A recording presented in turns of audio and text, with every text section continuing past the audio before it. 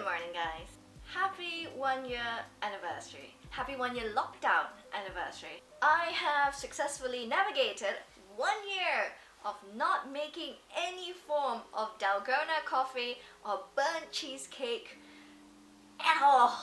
I did join TikTok. So yeah, I gave in to that one. That's the one thing I gave in.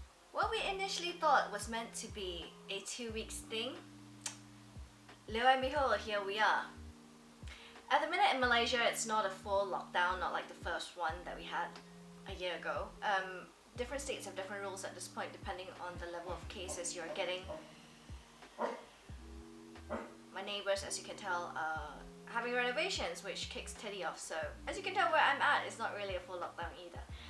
So where I'm at in the city, we have things are, I wouldn't say back to normal, but a lot of things are open, but they are still restrictions.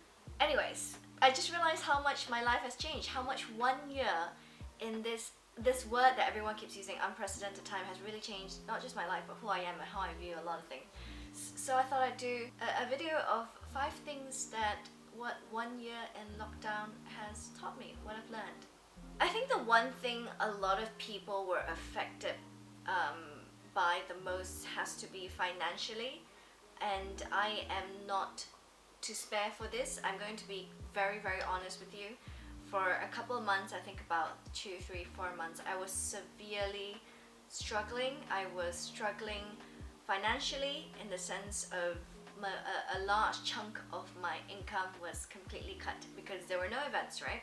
So we couldn't do events, I couldn't do empty jobs, I couldn't do a lot of things. Football was also halted as well, so that my life has taken a 180-degree turn. At that point, I remember being at a very, very low point in my headspace. And I have to put it out there that I am one of those who are extremely lucky in that sense that I still had some amount of income coming in. It definitely wasn't enough to cover my monthly commitments, which I realize is quite high. But I had enough, and I'm very lucky to the sense that I had assets. So I didn't have to worry about living paycheck to paycheck. I didn't have to worry about not having food on the table. That wasn't an issue. So I have to put it out there first. I know how incredibly grateful I am in that sense because it's something that a lot of people weren't privileged to. But like I said, I was affected financially, as were a lot of people. I'm also very lucky in the fact that I have a decent amount of savings. But I was still affected. I was still very much affected. So the one thing that I would say I learned a lot was budgeting, which was something I thought I was quite good at, but it turns out I wasn't. I actually had to sit down and look at the numbers with a lot of scrutiny. And like I said, I always thought I was quite good at it. I always held this principle: I would never spend money I don't have. I never live on credit, except for my mortgage, which has helped me throughout so far.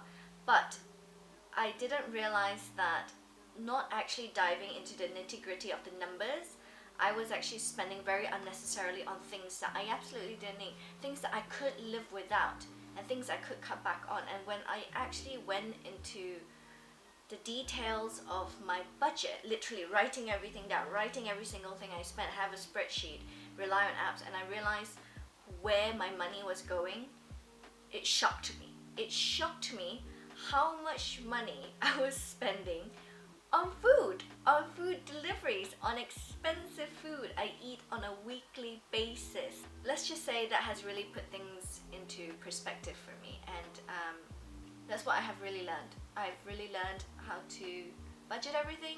I've seen where my money is going, and I really advise a lot of people who haven't started doing it to do it. And I'm quite embarrassed to say, even at this age, as an adult, a full-grown adult, I didn't do that until now. I did have an idea of what I was spending on, but I never wrote everything down on a piece of paper every single day of what I spent. And when I started doing it, it changed my life. It really did change my life. There are a lot of ways you can do this. You can have a spreadsheet of your budgets every month, which a lot of people do when you're diligent. I rely heavily on apps. I use something like, I use a couple of apps like Wally. I use the free version. I haven't tried the paid version because it's not within my budget to spend on the paid version. But even the free version is pretty good. The next thing that I learned through my 1 year lockdown is finding joy in hobbies.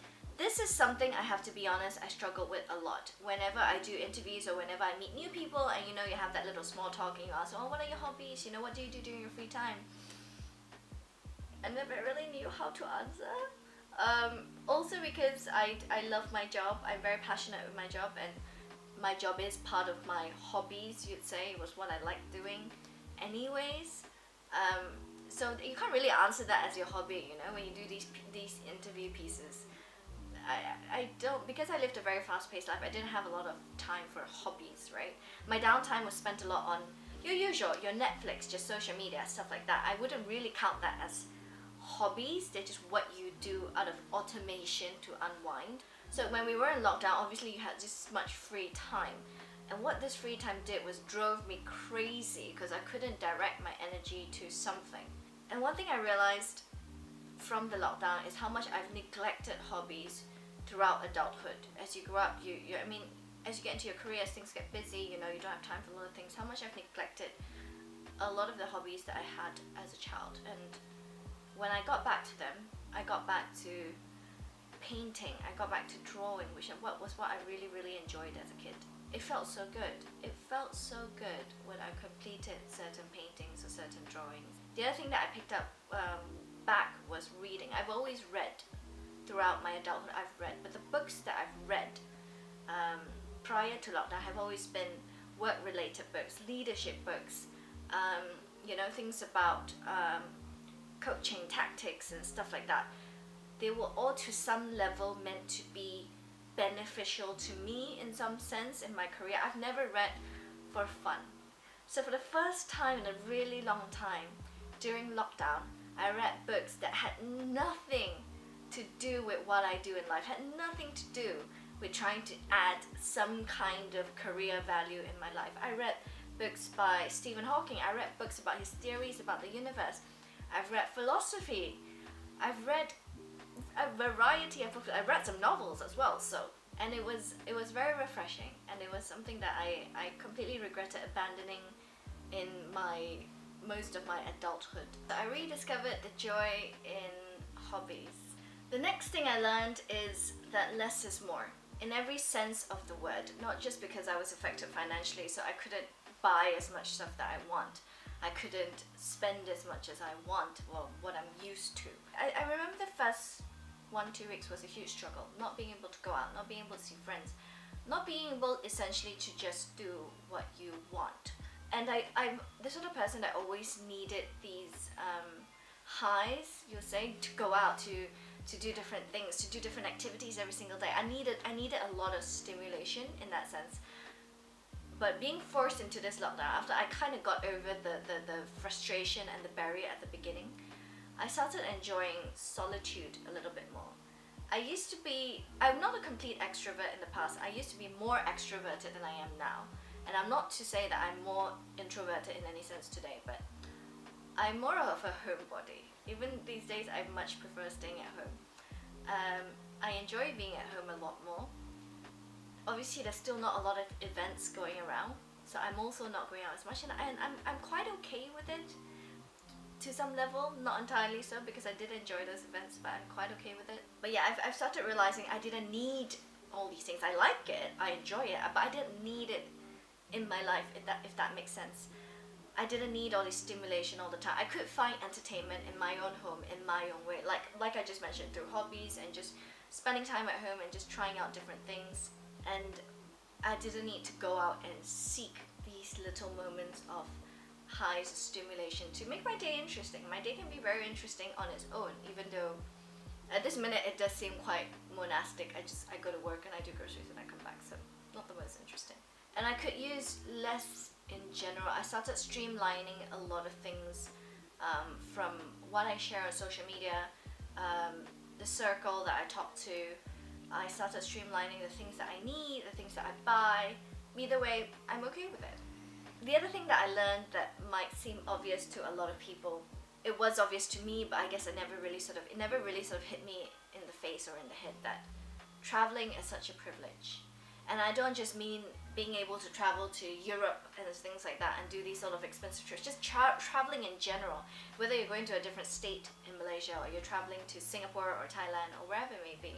just the freedom of traveling is such a privilege. And I know that I've always known that my travels is something not a lot of people have the privilege to do. And I'm very grateful that for a large part of my life I also travel for work. And I've managed to go to a lot of beautiful places around the world, to different stadiums and things like that. And these are things that I'm incredibly grateful for, and I know how lucky I am to be able to do that. But just being able to say, I want to go to Podixon, for example, I want to go somewhere else 20 kilometers from here just to catch a break. It was not possible during lockdown, you know. And I know a lot of people as well who couldn't travel to see their loved ones, couldn't travel to see family, and it's heartbreaking to see and to realize that traveling is a privilege in every sense of the word.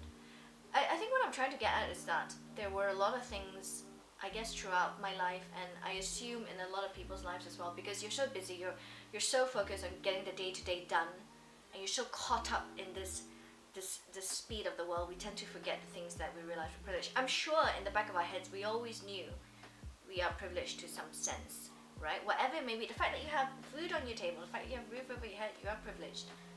I guess it was always at the back of my mind, but now it's kind of getting brought to the forefront, and you really have to face it, and you really have to realize it. That's changed a lot. It's crazy to think that I actually do kind of miss being in an airplane. I always enjoyed traveling. I'm one of those that had no issues with flying long hours because I could occupy my time quite well, and I enjoyed it. Maybe because I knew it was a privilege to travel. So I never really took it for granted in that sense, but not being able to do it takes it to a whole different level. I can't wait to travel again. Where would you travel to when restrictions are lifted? Where's the first place you'd go? Let me know. I guess the one thing that I probably learned the most, and just to kind of wrap things up in the 1 year of lockdown, is to embrace change. I think I speak on behalf of all of us, if not most of us, that our lives have been completely flipped 180 degrees, flipped on its head. We are living a completely different life right now, and all the things that I've mentioned all related to just changes, and embracing the change I felt was very crucial in shifting my mindset from being in that I wouldn't say dark, but a state I did not want to be in, a very negative, sad state that I was in because of the situation around the world. Not just on me personally, but because just looking at how it's affecting everyone else in the world, it's gotten me quite down. And I understand that, and we all process the pandemic differently. But by allowing myself to embrace the change, it's put me in a lot better place. Not just embracing the change of the physical world, of changing your budget, of changing what you buy and things like that, but also embracing the change mentally, knowing you have to do something different. And I realized the quicker you do that, the quicker you can shift things, you can move things, you can move life. And I completely agree that everyone has their own process, everyone has to go through this time on their own, but it has taught me to embrace change a lot better and to be more open to change, which I hope can only bring for better things and means better things. So let me know what you guys have done in the 1 year of lockdown, what you've learned, what you've not. If you haven't, that's completely fine as well. You know, there is absolutely no pressure that you have to come out of this completely a different person. Everyone's process is different, and this is just what I've learned in my 1 year of lockdown that I hope actually has put some value in my life. So let me know in the comments below how you've changed, if at all, in this lockdown, and how you guys are doing at the minute. I hope you guys are doing really well. Continue staying safe, and I will speak to you next time.